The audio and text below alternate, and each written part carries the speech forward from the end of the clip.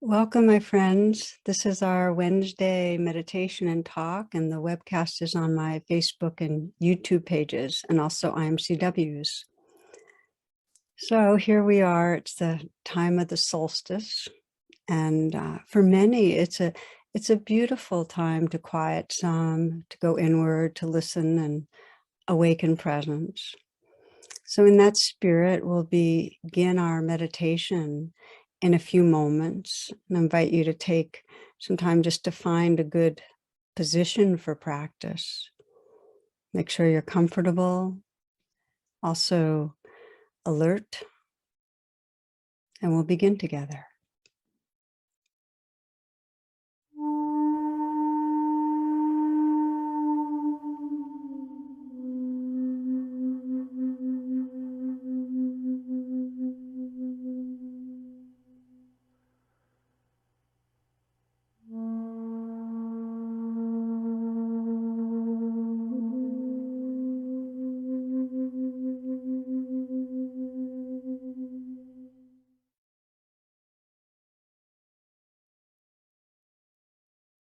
Letting the hands be relaxed. You might place the palms in your lap, or fingers interlaced, or palms down on the thighs.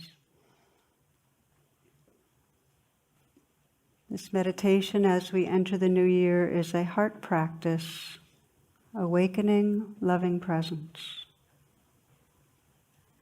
We begin this heart practice by bringing a caring attention to our body. You might just sense where there's any areas of tightness or tension. Just offer yourself that gift of letting go a little, softening, relaxing.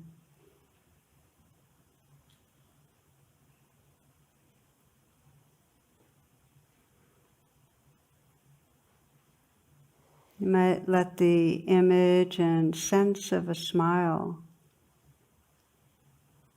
fill the sky with this image of a great open sky, and just letting a smile spread through it. So you're visualizing it, sensing it. And then let that smile spread through the eyes so that the mind is filled with a smile, the mind merging with that sky, and the eyes are smiling. The outer corners lifted a bit. Softening the flesh around the eyes, the brow smooth. And feeling that same slight smile at the mouth, the inside of the mouth smiling.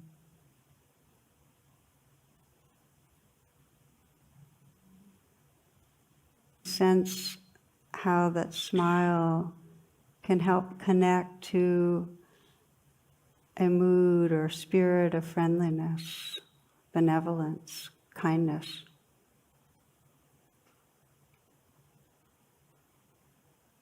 The eyes are smiling, and the mouth. You might smile into the heart, sensing a smile spreading through the heart, visualizing it, feeling it. It's not to cover over anything, but just to make room for what's here.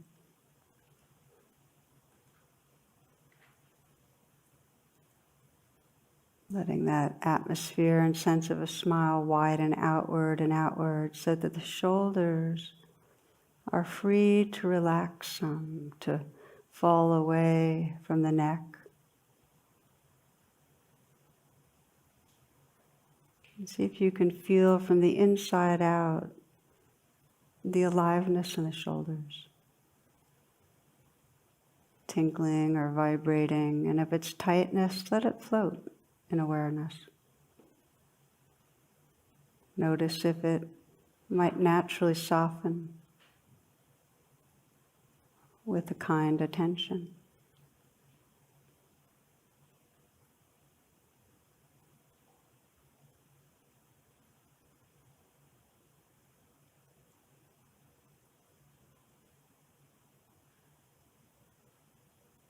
Let the hands rest in a very easy and effortless way.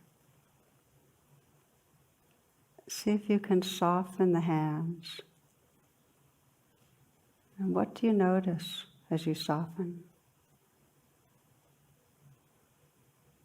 Can you feel the vibrating or tingling from the inside out? Perhaps from the thumbs and fingers, palms, tops of the palms,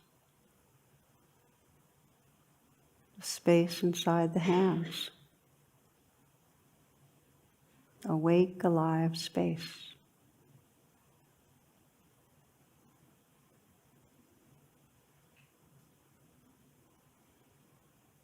Let there be an openness to the chest. And see if you can feel from the inside out the area of the heart. Again, sensing that smile spreading through the heart.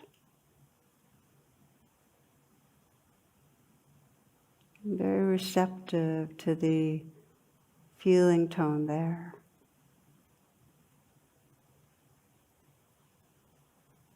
Open or closed, sensitive or numb, squeezed or flowing.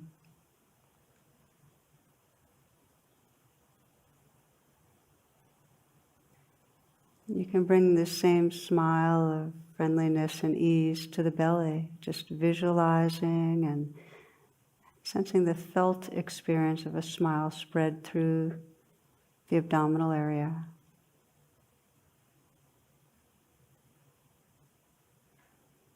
So you can soften and make room to receive this next breath in a softening belly. This breath. And now this one. And again.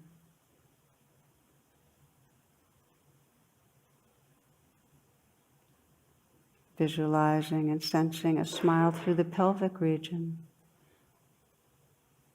Receiving the aliveness, movement of energy that really fills the whole torso.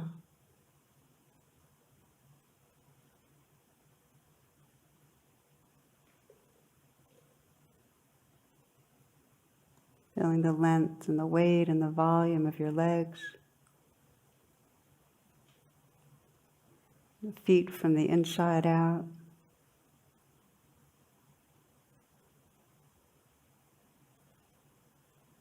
And notice what happens if you widen the lens to feel this whole body simultaneously as a field of sensation.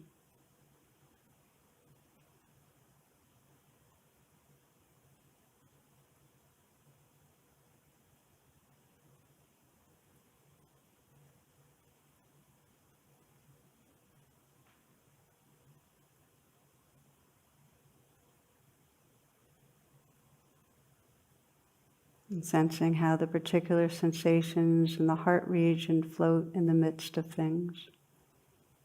Letting the breath gently be felt.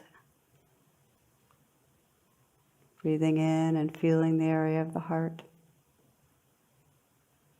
And breathing out with the outflow, relaxing outward.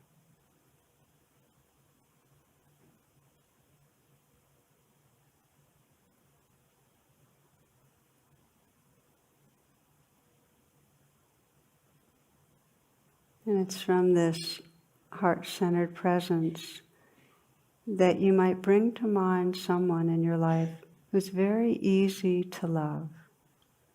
It's a non-complicated love. It might be someone in your family, friend. Could be somebody who's alive or not alive. Could be a pet. Some being where there's just a very palpable sense of tenderness, warmth.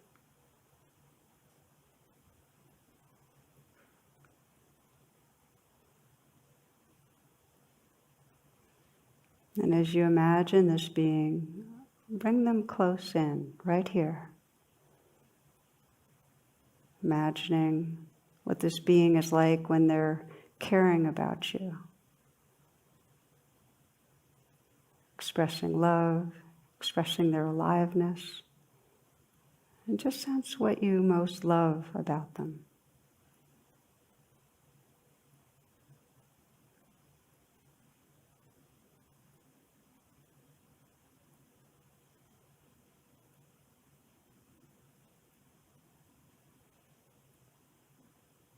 And bring your attention to the loving itself, the warmth, the care of that loving, the goodness of that loving.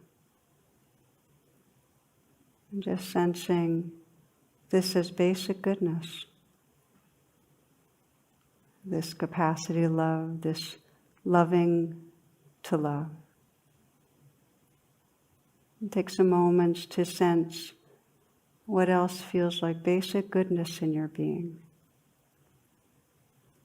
This is a reflection on your own basic goodness, your natural loving, perhaps your dedication to knowing truth, what's real. Perhaps your desire to be helpful, serve others,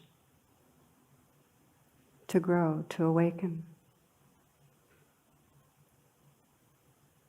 And if it's difficult to sense goodness, you might look through the eyes of one who loves you. Sense what it is that they appreciate.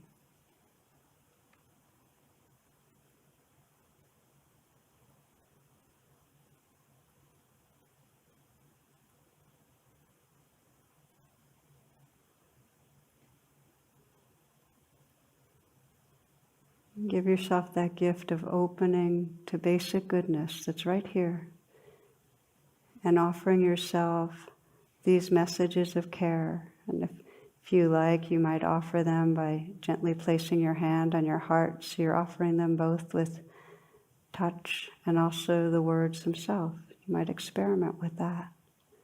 I'll suggest words. Feel free to alter them if that's helpful. May I feel held in loving presence, filled with loving presence.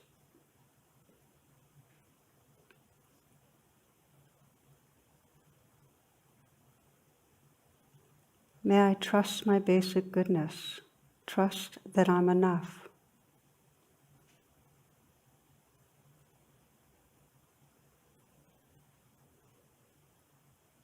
May I feel happy. May I know the joy of being alive.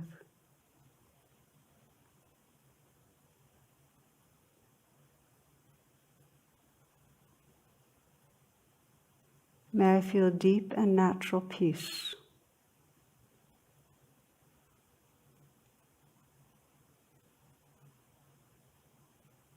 May my heart and mind awaken and be free.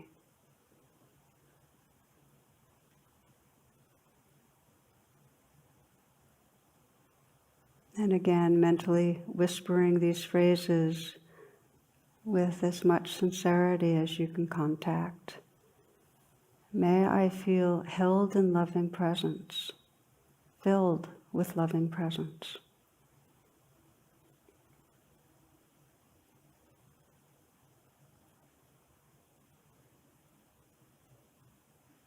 May I trust my basic goodness, trust that I'm enough.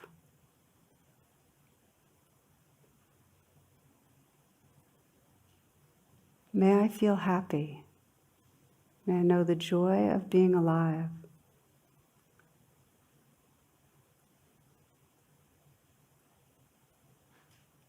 May I feel deep and natural peace.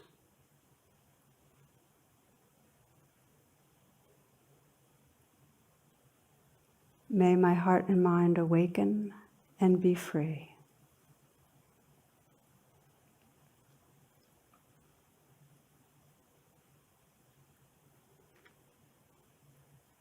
Now bringing to mind someone you care about that you'd like to offer your blessings to.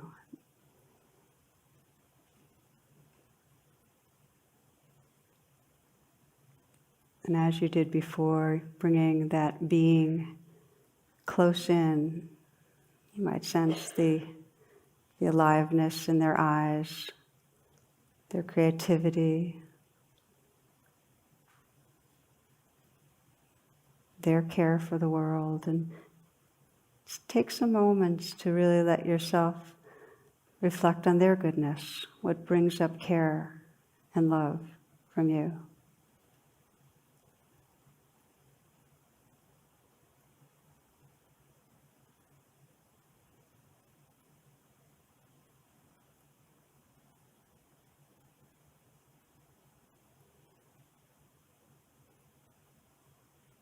And as you offer these phrases, you might imagine, visualize, and sense what it would be like if they really could receive and experience what you're wishing for them. May you feel held in loving presence, filled with loving presence.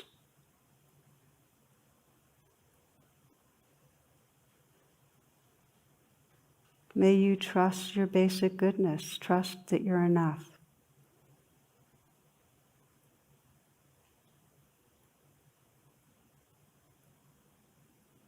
May you feel happy. May you know the joy of being alive.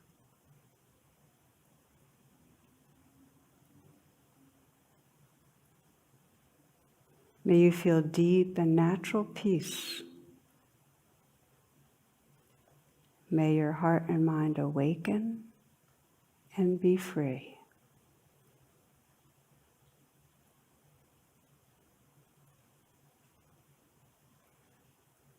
And now bringing to mind someone you know but not well, someone you might consider as a neutral person, and that means really that you don't have strong feelings that are positive or negative. Perhaps someone you see regularly but just don't connect much with.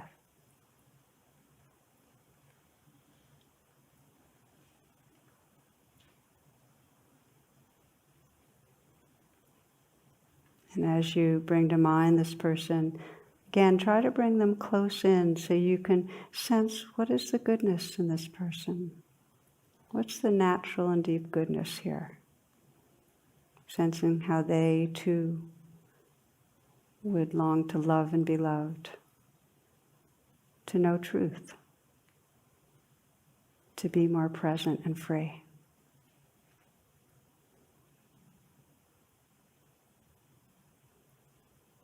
Again, repeating the phrases. May you feel held in loving presence, filled with loving presence.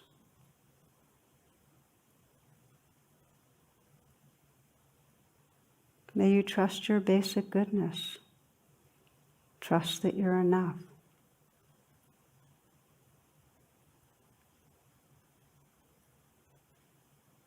May you feel happy. May you know the joy of being alive.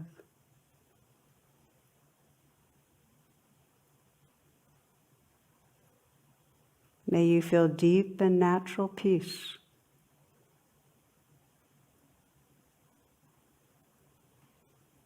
May your heart and mind awaken and be free.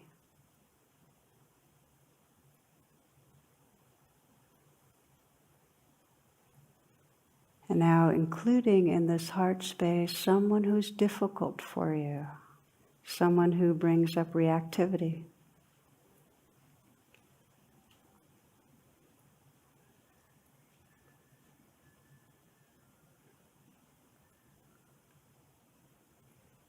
As you do, and as you did before, to bring that person close in enough that you can try to see the goodness. You might imagine that person as a child. Imagine that person when they're really happy. Imagine that person when they're feeling loved. You can imagine that person as if they've already died. But sense the inherent goodness that this person too wants to love and be loved, wants to be more peaceful, wants to be free.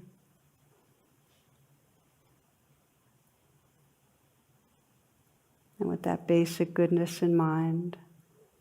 Again, the phrase is, may you feel held in loving presence, filled with loving presence.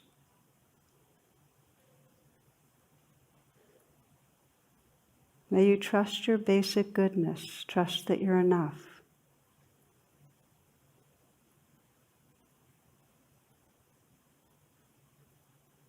May you feel happy. May you know the joy of being alive.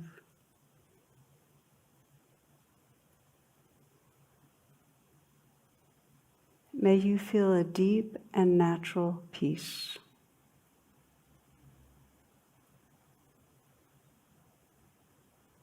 May your heart and mind awaken and be free.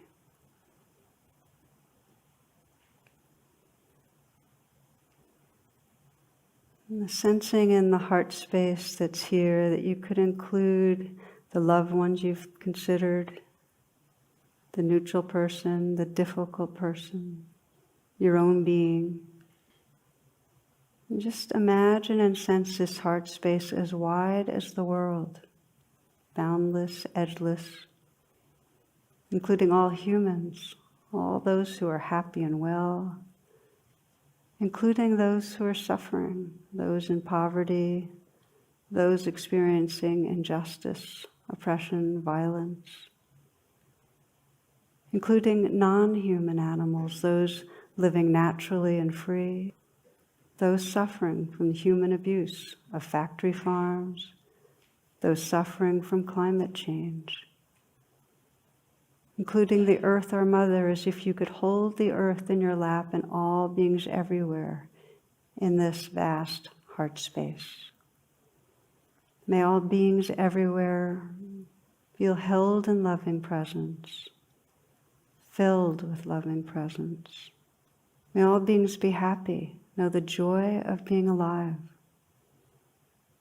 May all beings touch a deep and natural peace. May there be peace on earth. May there be peace on earth. May there be peace everywhere. May all beings awaken their hearts and minds. May all beings everywhere be free.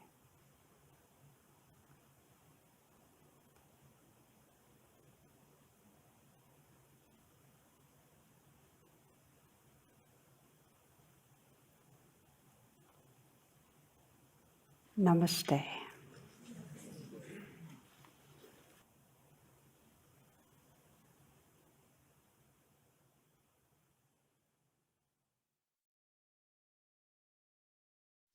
So gently making that transition from the formal meditation to a more informal presence. If you'd like to stand or stretch, please do. And I have just a few announcements for this week to come. I always invite you to check tarabrach.com, the homepage, because that's where we list my virtual offerings. And also to check imcw.org for live stream offerings made by our local DC area teachers. And there is a retreat coming up, the New Year's retreat, IMCW's annual New Year's retreat, December 26th to January 1. So if you feel called, go to the homepage and you can sign up through there. The affinity groups this coming week are women, vegan, BIPOC, mighty real, and Asian. Also part of our weekly ritual is, I mentioned Dana, which is the Pali word for generosity. And as many of you know, the talks and the meditations are offered freely, and your donation, your giving makes a really big difference. If you can give $10, great. If you can't afford to give anything or can give less, that's totally fine. And if you can give more to cover for others who are under financial stress, that also is really appreciated. But just know we're grateful for whatever you give. Links can be found in the description. Okay, so we'll take a few moments of quietness and then move into this week's talk.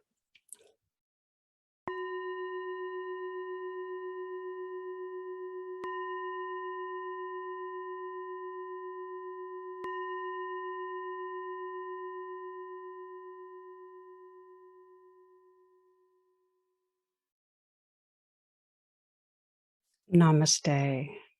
Welcome, friends. This is part 2 of a 3-part series called Loving Ourselves into Healing. And I wanted to start with a story I heard many years ago that's always stayed with me. It's about a 4-year-old child whose next door neighbor was an elderly gentleman who was recently widowed. His wife had just died, and one day, the little boy noticed that the man was outside on his porch crying. So he went into his yard and climbed onto his lap and just sat there. And his mother looked over and saw her son and the old man sitting together. And when the child came home, his mom asked what he had said to the neighbor. And he said, "Well, I didn't say anything. I just helped him to cry." And I so often think about how the very essence of loving into healing, really, it's the quality of presence that we offer. The quality of presence that we offer. It's really about presence. I read David Brooks' article recently, and he told a story that was actually first shared by Rabbi Elliot Kukla. And the rabbi described a woman with a brain injury who would sometimes fall to the ground, and people would rush to immediately get her back up on her feet before she was quite ready. And she told the rabbi, she said, "I think people rush to help me because they're so uncomfortable with seeing an adult lying on the floor. But what I really need is for someone to get down on the ground with me, or someone to get down on the ground with me." And as I read that, I thought, what a beautiful description of compassion, getting down on the ground with each other, feeling with. And I often think about our evolutionary history, and in the history of our species, we can actually see a distinctive emergence of this capacity for relational care. It's described as happening between 75 and 100,000 years ago. And it correlated with this rapid development of mirror neurons. It's related to the social network in the brain. And this is when human evolution went into a kind of hyperdrive with this social network in the brain, where we began to develop language in the way we have now, and the capacity to collaborate, and much more sophisticated tools.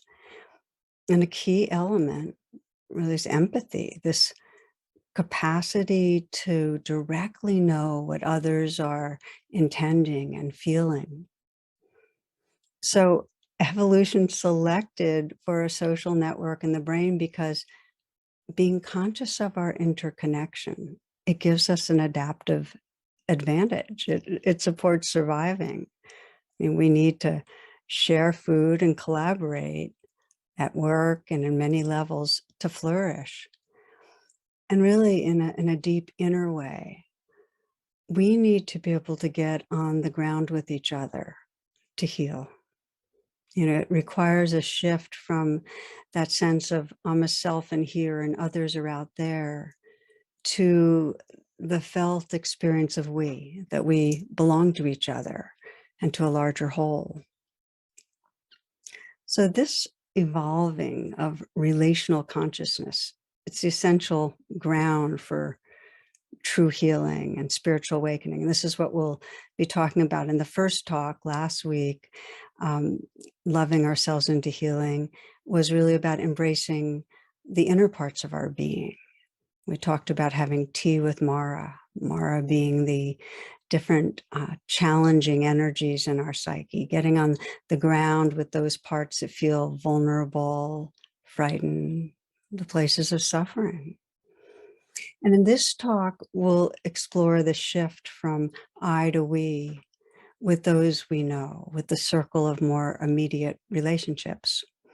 And then next week, the third talk will be our continued evolutionary unfolding, moving from us, them, to the most inclusive we that really is all beings, that our collective belonging.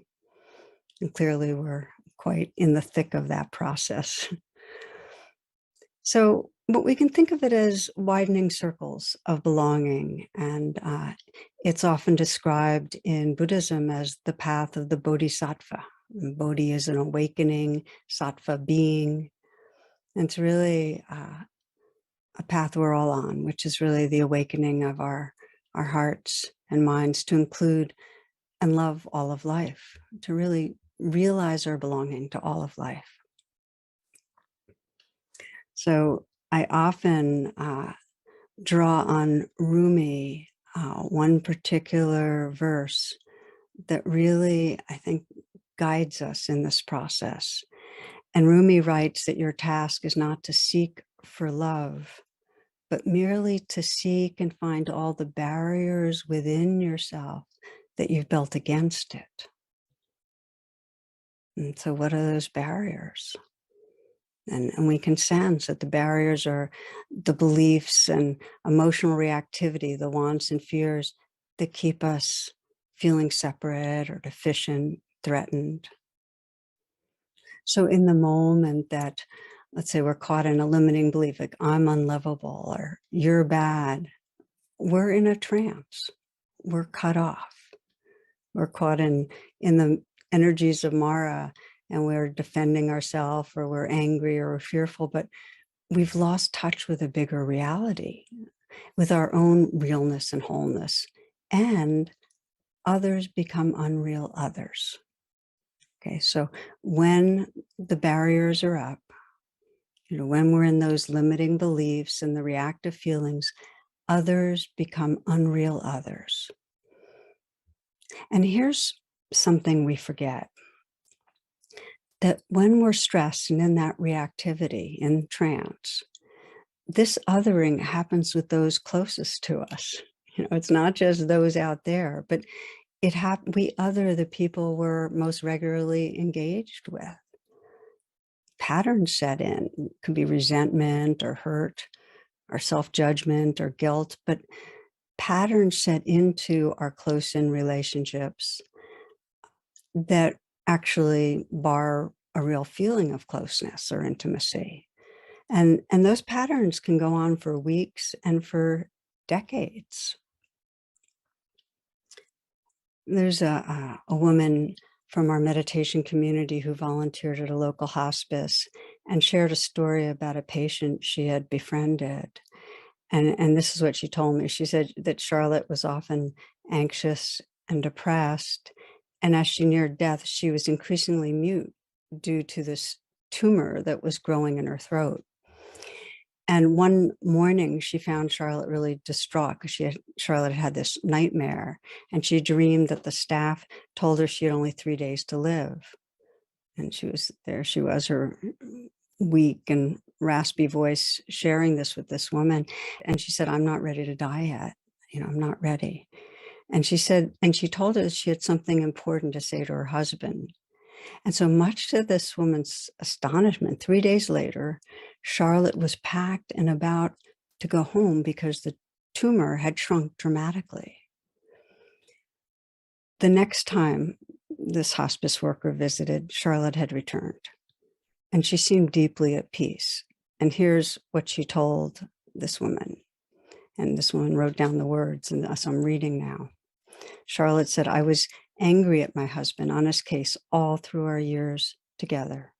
His work, his tennis always came before me. He was too permissive with our kids. He was always intellectualizing, but couldn't express his feelings, couldn't fix things around the house, and the list goes on. I was always angry about something. After 20-some years of our marriage, he became close with another woman. He was honest about it and didn't sleep with her, but I never got over it. I guess I already felt rejected. Even from the early days, I couldn't forgive him for not making me feel special. What I saw was this guy who was letting me down, not on my side. I forgot his basic decency and care.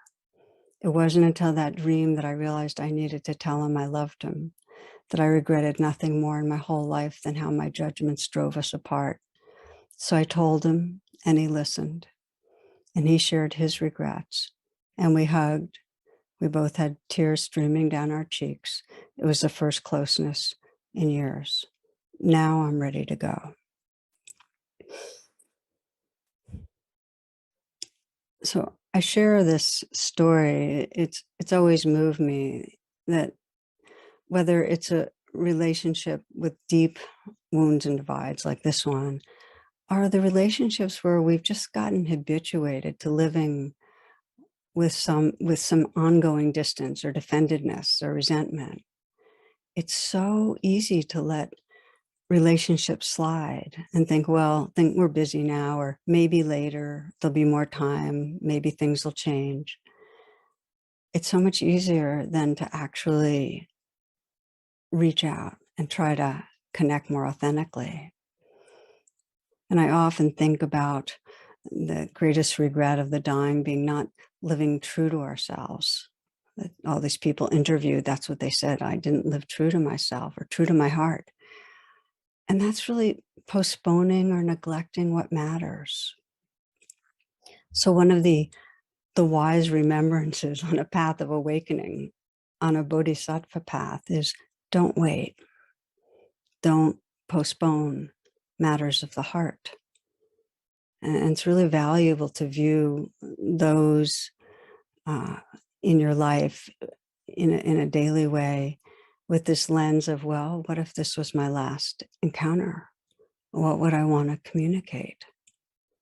What would I want to feel? What would I want them to feel? So today's reflection, I'll be inviting you to examine a relationship with a dear one where you wish there was more closeness, somebody that matters to you, where you wish there was more closeness, where you feel some separation, not a major wound, not where you're, feeling something's unforgivable or living with some real trauma, but just where you feel like you've gotten caught in some ongoing pattern with them of distancing. And we'll look at how we can release the barriers to a more of a flow of loving. So as I continue, you might be considering who you want to practice with. But first, let's look more broadly at the ways we distance from others. When we're stressed, our survival brains become more dominant, and we filter life in terms of our wants and fears. So unreal others, people, when we're stressed, become either an object to satisfy wants, in which case we're in some way grasping, or an object that's causing aversion, in which we're some way pushing away, or they become an object that doesn't matter. And then because we're also attached to our time, to save time, we just ignore, don't pay attention. On the last form of othering, I often think of this cartoon I saw a long time ago where a guy's sitting at home and he hears a knock at the door and he opens the door and he sees a snail on the porch. So he picks up the snail and he throws it as far as he can do. 3 years later, there's a knock at the door and he opens it and he sees the same snail. And the snail says, "What the heck was that all about?" Silly, I know. So let's look more closely at how we distance with wanting and fearing, because these are the core energies of Mara. These are the barriers to loving when we get caught in them. And as you'll remember with Mara, the first step is the Buddha said, "I see you, Mara. Let's have tea." You have to see how the wanting or the fearing is interfering. So with wanting, our basic needs are to feel loved and understood. And for so many of us, whether it's due to parenting or genetics or culture or trauma, these needs are unmet, different degrees, but they're unmet. And to the degree we have unmet needs, the wants in our relationships become charged.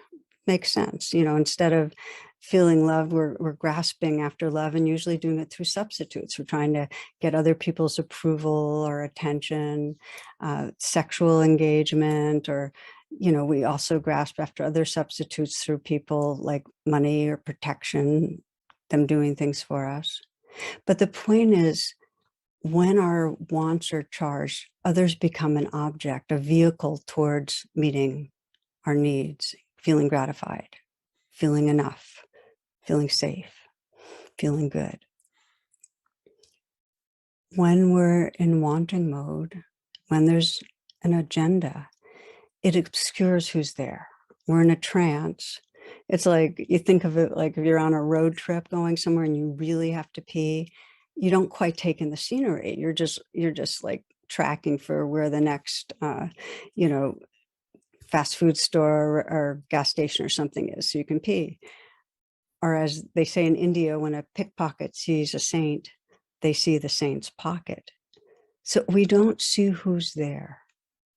And our attachments are often the strongest with those who are closest. So we're often not taking in their subjective reality. We're more kind of filtered by our wants. I love the writer Florida Max describes it this way, Florida Scott Maxwell. She says, no matter how old a mother gets, she still looks to her middle-aged children for signs of improvement. And being the mom of an almost middle-aged child, I get it.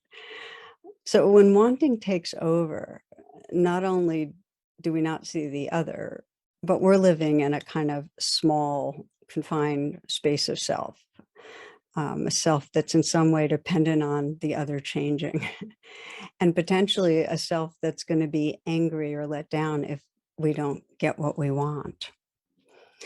And when we're wanting something from another, we present ourselves in ways to get what we want. We try to create an impression. I mean, just think of how often on some level we want another person's approval or for them to like us, and how in those moments, in some way, how we're acting is to get that response. Silly example here, another one, 11 people hanging tight to a rope dangling from a helicopter. There's 10 men, 1 woman. They agree that somebody needs to drop off or the rope's going to break and they'll all be killed. So after a lot of back and forth, the woman finally says in a kind of grand way, okay, I'll be the one to do it. Went on to say, oh, this is what women do. We sacrifice ourselves for the well-being of others. We do what we can to ensure that others are taken care of first. And when she was done, all the men started clapping. So wanting mind leads to controlling, trying to manipulate. Bottom line is, when there's an agenda, it blocks intimacy. And the stronger the agenda, the less intimacy. So you might reflect for a moment. Just take a moment here and take a few breaths.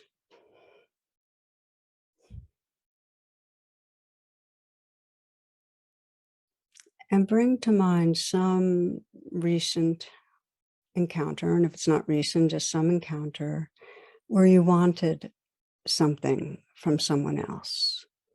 You wanted their approval, or you wanted their help on something. You wanted their attention.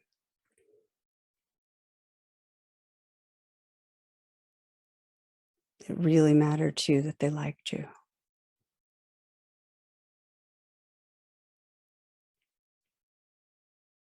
And just notice how much of your behavior was shaped to, in some way, show yourself in a certain light. Shaped to get what you want.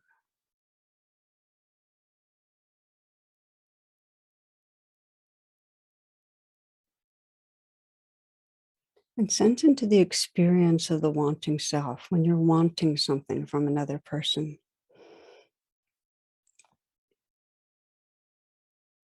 Can you notice how it makes you smaller? Let me just ask, is this who I really am? You might also notice in that occasion when you are wanting something, What was your sense of the other? How aware were you of the other in their dimensional humanness? Perhaps their needs or hurts or yearnings, where they were at in those moments.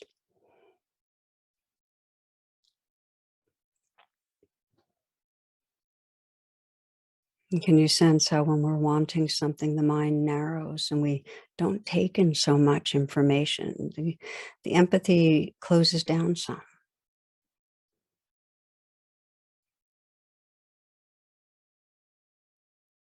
You might even think now of somebody you were with recently who wanted something from you and what it was like. How seen, understood did you feel?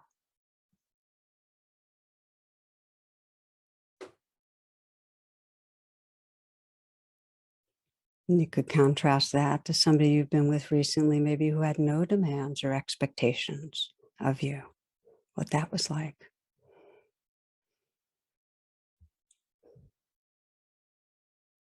And if it helps you to journal about what it's like to be with others when you're wanting or they're wanting, please feel free. So that's one part of Mara is the wanting energies, and the other is the aversive energies. And these are the reactions like when we're with somebody and we feel a lot of judgment of ourselves or them, when we anticipate being hurt or rejected or controlled, or that they're going to demand something of us, they're going to take advantage of us. That's when aversion arises. So, as with wanting, when we are aversive towards another person, at whatever level, there's a narrowing of the mind. There's a fixation. We don't see a dimensional being. We just see it's part of the negativity bias. We just see what's potentially threatening or wrong, and we contract. A friend shared an email with me about this. She said, I was annoyed that someone was driving so slowly on the highway. I pulled up close to get behind them to go faster, to get them to go faster. And when they didn't, I passed them and saw the driver was a woman who looked just like my Nana, who was very old and still driving to visit my grandfather in a nursing home. I imagined how scary it might be to have someone tailgating you like that, and how many times it might have happened to my Nana. I realized I had a lot of judgments about people being too old to drive without thinking about what it must be like for them. So again, when we're in the moments of judging or aversion, the mind shrinks, it becomes tight, we lose touch with empathy, with compassion. We don't see others clearly, and we're cut off from our own wholeness. So there's no way of healing the root of grasping and aversion, the unmet needs. And there's no way of moving towards intimacy if we don't bring our attention inward. In other words, if we keep playing out from the aversion or the wanting, we cannot move to more closeness in our relationships because we're not addressing the barriers. And this is where the U-turn comes in. And we're moving now to how do we become more intimate with others? And that is that whenever there's that flag of, oh, I'm wanting something, or, oh, okay, aversion, it's an invitation to deepen attention by shifting from focusing outward on the other, what I want from them or what I don't like about them, to, oh, the energy of wanting and aversion.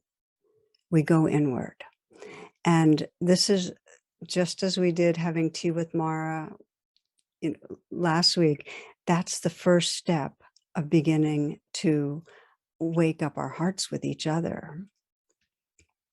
Thought by way of illustration, I'd share a story happened with Jonathan, my partner, and myself, where Mara took the form of my strong anger towards him. And so it happened, it was at the end of a very busy stretch of work where we had very little time together. But we had set aside 6 full days, and we were gonna go into a beautiful natural area. It's about 2.5 miles away from DC metro area, out of town, and we were really looking forward to it. Kind of a personal retreat for us, a couples retreat. And right before we left on this trip, Jonathan realized that he needed to be back in town for a half day of teaching right in the middle, which basically took out the full day because of the driving. And since he wasn't going to be back until late at night, we would lose a good part of the next day, the morning too. So it really hit me, right? We started our vacation, but it was really the day before he left that it really hit me. I could feel his guilt and his tightness, and I couldn't even talk about it. I was so angry and reactive, I couldn't even talk to him about it. So I took one of those, formal timeouts because he knew I was uptight.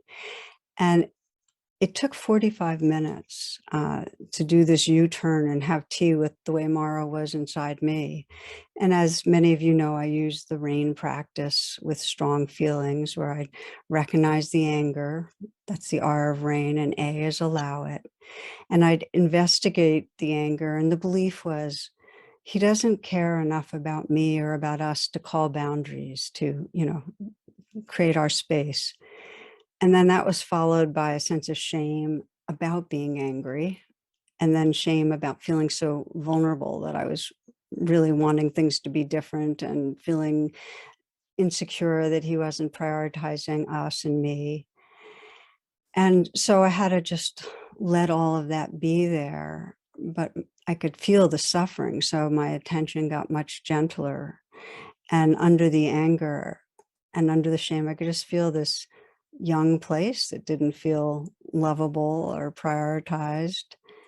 And that brought up a lot of self-compassion, the N of nurture, where I, as I often do, put my hand on my heart and I imagined and sensed a lot of loving light energy just flowing through me. I imagined myself really held by the love in the universe. And I was left with this kind of sad, but much more spacious, open-hearted kind of place. And so when we talked, and there wasn't blame, I was more in that spacious place. And because there wasn't blame, when I shared my insecurity and my sorrow for losing time together, he could get on the ground with me. And when he shared his guilt and his feelings of defendedness and personal badness, his own vulnerability, I could get on the ground with him. And we both realized, and this happens so many times in life, that there's just no healing possible without that U-turn of first seeing what's happening inside, offering compassion so that we can widen out and really engage from a larger place. So some of you might hear this story and be wondering, okay, well, I can do that if another person's participating, doing their own work. I'm willing to meditate and do that inner rain, make the U-turn and so on, but my partner or my spouse doesn't even try. I mean, they're always blaming me. They're not owning their part. And I'm sharing that because it's common and it's true that when others aren't willing to examine their own psyche and lock into blame, it's hard. I often think of this, some of you might remember this little story where a little girl asks her mother, how did the human race appear? And the mother answered, well, God made Adam and Eve and they had children, and so all mankind was made. And then she asked her father the same question a couple of days later. And he said, well, many years ago, there were monkeys from which the human race evolved. She's completely confused. She goes back to her mother and said, Mom, how come you told me the human race was created by God? And Dad said that they were developed from monkeys. And the mom responded, well, dear, it's very simple. I told you about my side of the family, and your father told you about his.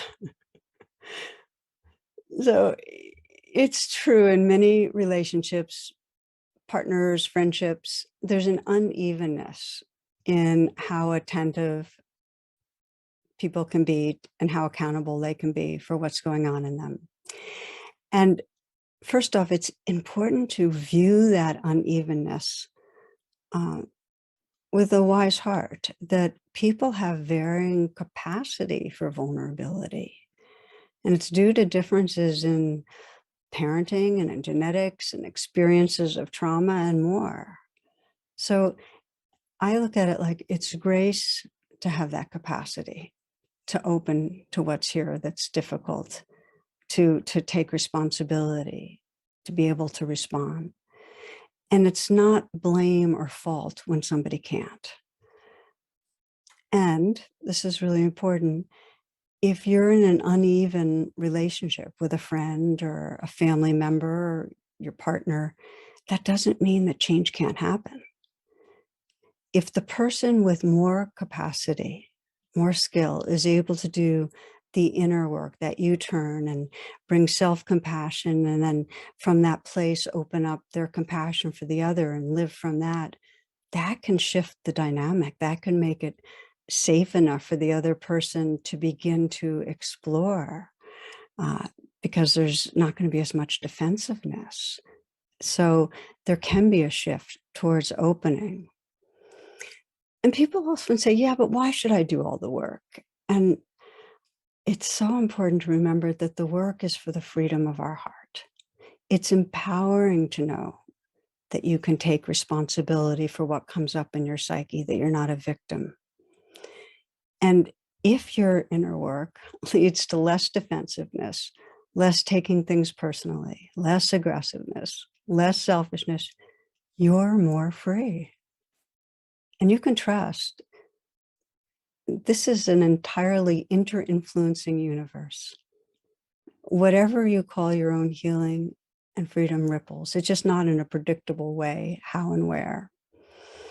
You know, I often share how with Jonathan, once either of us is able to do the inner work and then see the other with compassion, it's called role reversing, really be able to sense life from the other's perspective. That's when the healing starts. We have this kind of phrase that the first person who can role reverse wins. And it's fun. And I just keep finding out over and over again.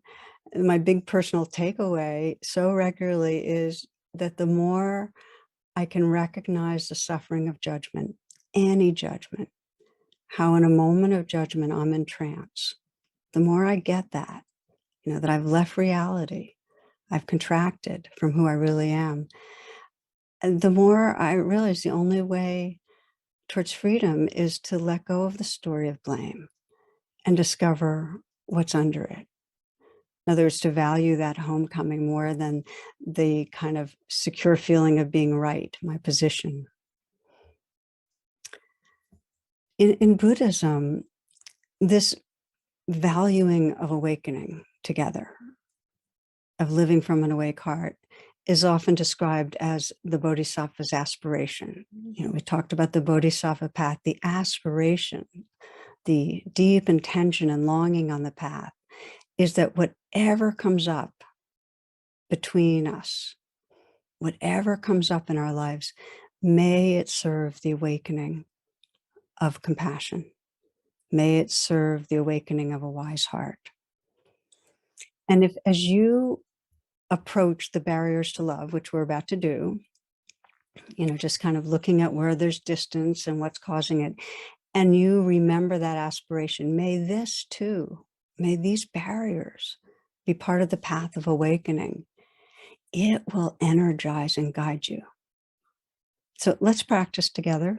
And I invite you, as I always do when we're about to practice, to let this be a pause, to take a few full breaths and invite yourself to arrive.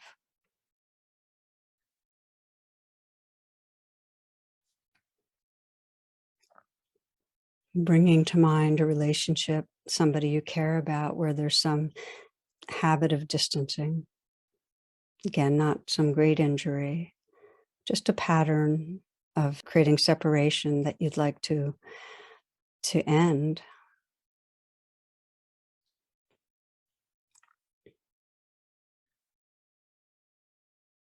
And just feel your aspiration. It might be that you sense that life is impermanent. Just you're at the end of your life looking back. What would be your intention with this person? You just sense the quality of heart and awakening that you'd like to see in this relationship.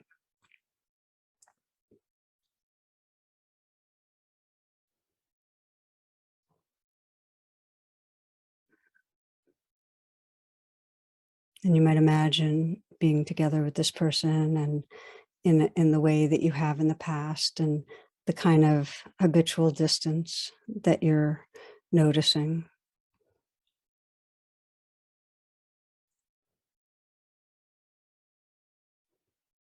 And you might sense for yourself, what's between me and unconditional loving, unconditional care? What's the barrier that's creating separation inside me?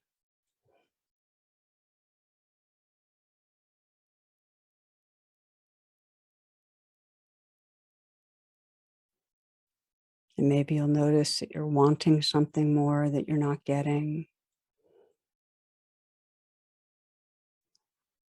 Or maybe you'll notice some aversion, a sense of insecurity with this person, or resentment, blame.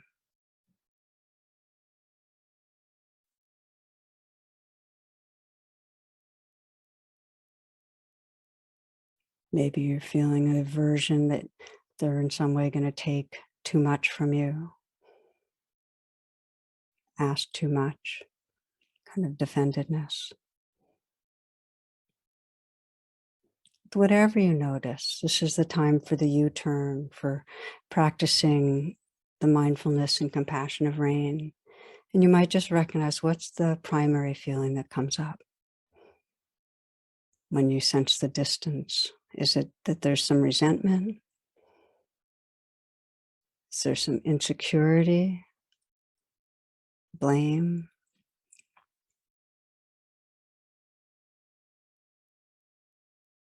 Whatever you notice, see if you can allow it. Just know that this belongs, like every other wave in the ocean.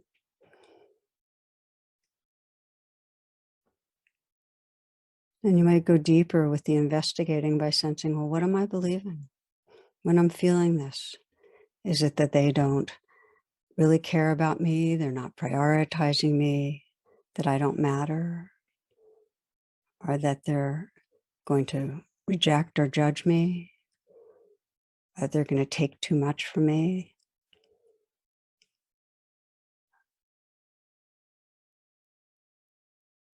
That they're falling short on their side of things, what they owe to the relationship? What am I believing? And with whatever you notice, sense the feelings that come with it, because that's what's important. Feel in your body. When you're believing that, what goes on? You might feel your throat, your chest, your belly. And when you're in that, in those beliefs and feelings, you might even let your posture and your face express it, because that'll get you more in touch with, okay, so here's the barrier. Here's what's going on inside me when I'm in some way participating in creating distance.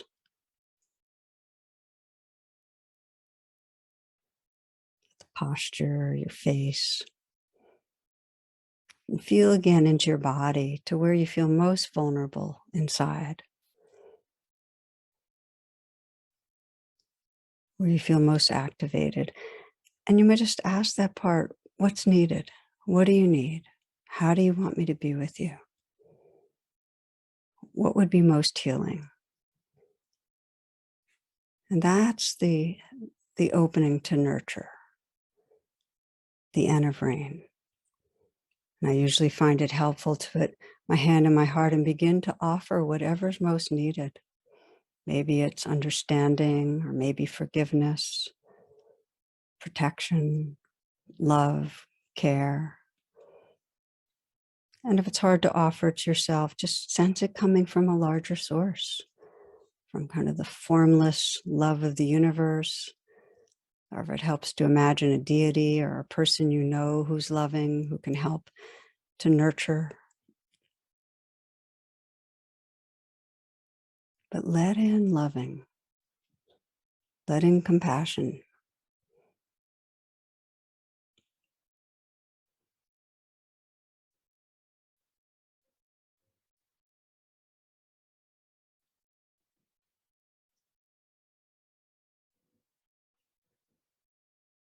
You might imagine light and love just bathing you, bathing that place in you, really holding tenderly,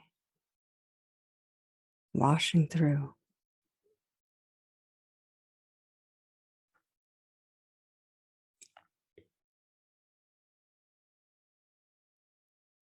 And notice the presence that's growing through nurturing, through being mindful of what's happening, that kind of presence. It's a larger space that you're living in, more clarity, more tenderness. And from that larger space, this is where the kind of bodhisattva awareness is really filling out. Just look through the bodhisattva's eyes to the other and see that other person and sense for yourself what they might be feeling or needing when you two are interacting.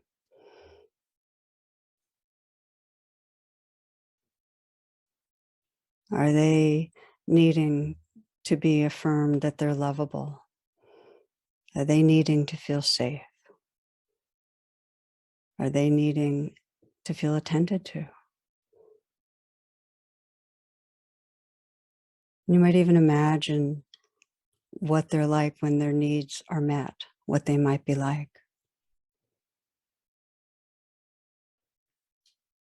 So that you can take some moments to imagine different possibilities of how you might interact the next time you're together, what you might bring to that meeting, the increased amount of awareness and heart.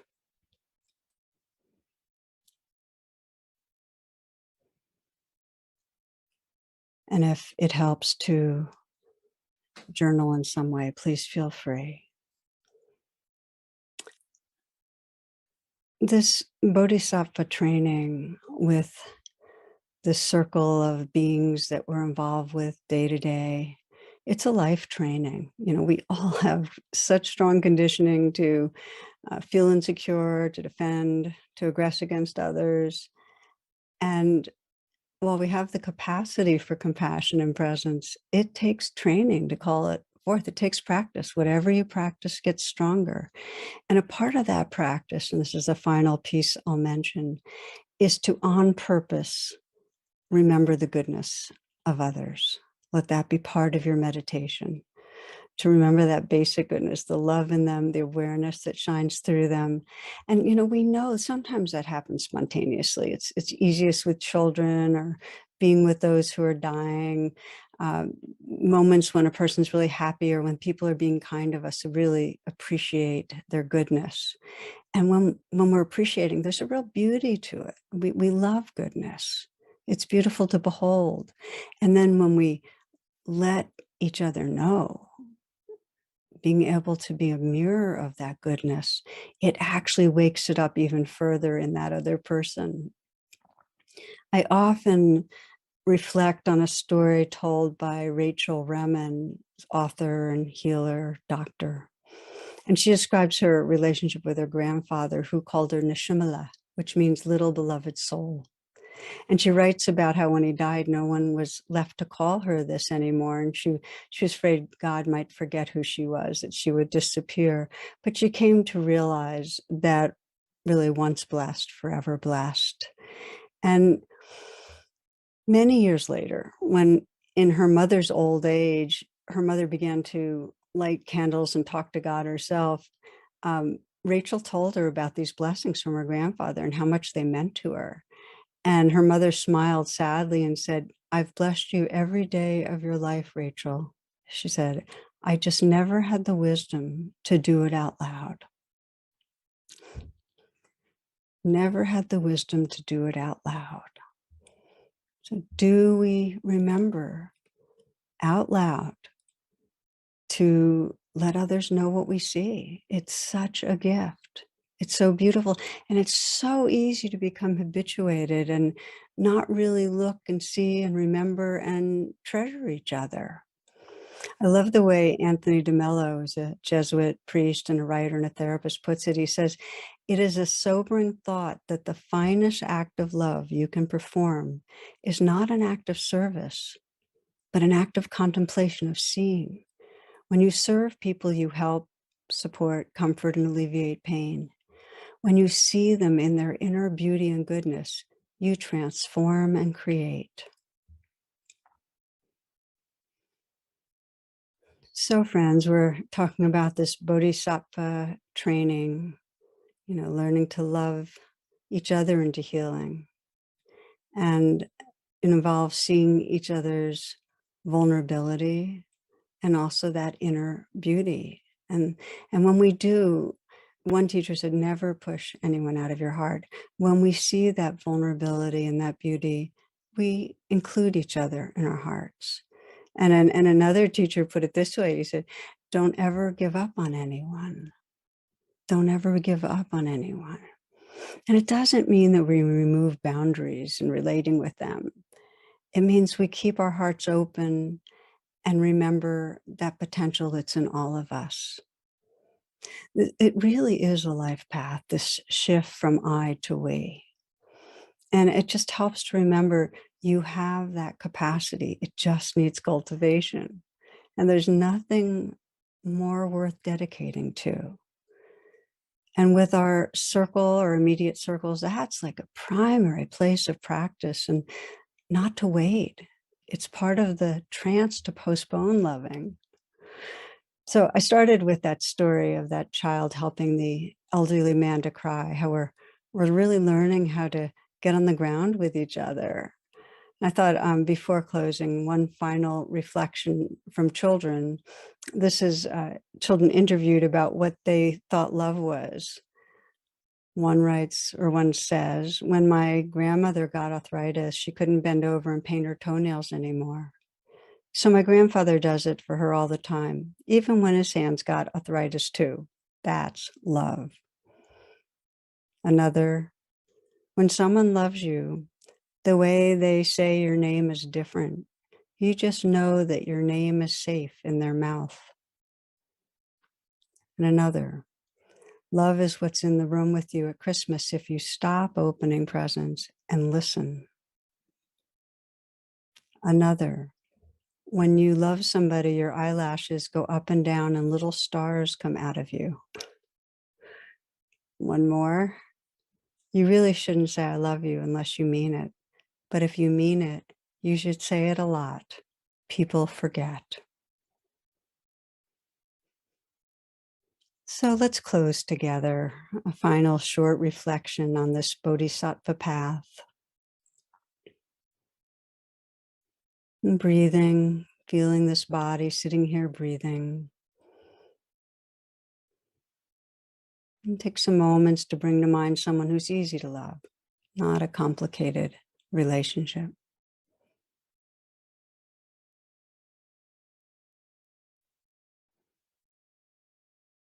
And see that person as if maybe for the first time. So you're not remembering from past knowledge or experience, just sense them right in your mind right now. And just look for the things that you might have missed because you're not being fresh.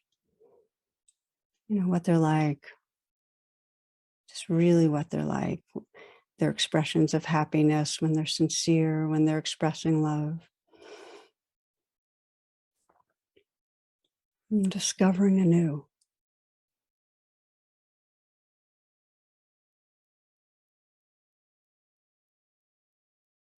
sensing what you love. And you might mentally or actually whisper out loud, "Thank you, thank you." And then perhaps saying their name, "I love you."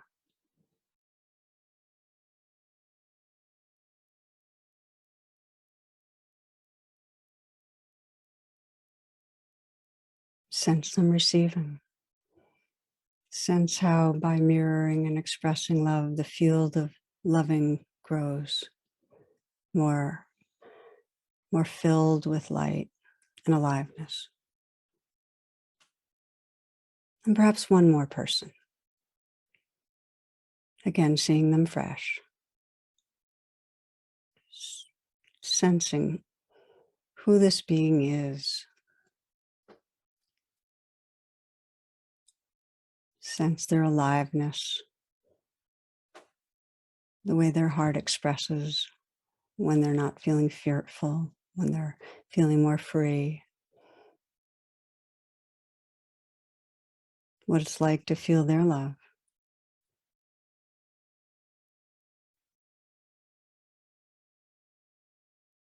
And again, you might just say thank you. And I love you.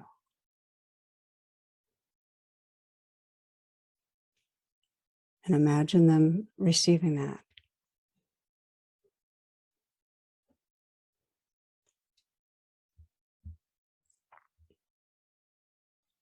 Feel your own heart.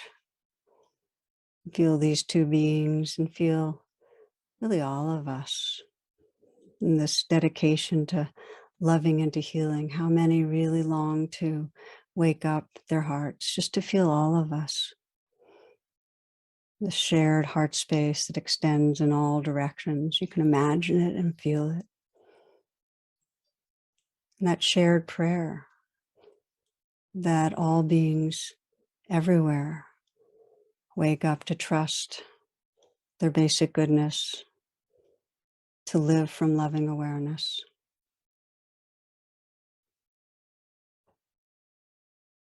That all beings everywhere know the natural joy of being alive. And that all beings touch a great and natural peace. May there be a growing peace and justice and compassion on this earth. May all beings awaken and be free.